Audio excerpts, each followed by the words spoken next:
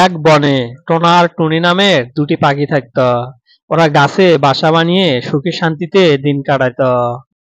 টুনির বাসার পাশেই থাকত এক চালাক শিয়াল। আর গভীর জঙ্গলে রাজত্ব করত এক ভয়ঙ্কর সিংহ। সিংহ সবাইকে ভয় দেখিয়ে রাজা সেজে ঘুরত। কিন্তু শিয়াল ছিল চালাক, সবসময় লাভ খুঁজত নিজের লাভের আশায়। একদিন সিংহের খাবার শেষ হলো, সে রাগে গর্জে উঠল।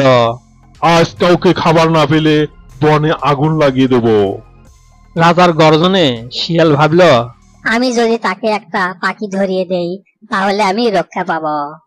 এই বলে শিয়াল টুনির বাসার দিকে চলে গেল। টুনির বাসার নিচে এসে শিয়াল বলল, এই যে বন্ধুরা, তোমাদের জন্য রাজা ডাক পাঠিয়েছে। এই কথা শুনে টোনাটুনি অবাক হয়ে গেল। রাজা কেন আমাদের ডাক পাঠিয়েছে?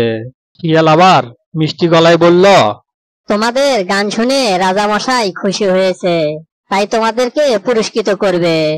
এই কথা শুনে টুনি ভয় পেয়ে গেল। কিন্তু টোনা বলল, ঠিক আছে, চলো দেখা যাক রাজা মশাই কি জন্য ডাকে। ওরা শিয়ালের সঙ্গে রাজার কাছে গেল। সিংহ তখন ডেরার সামনে বসেছিল।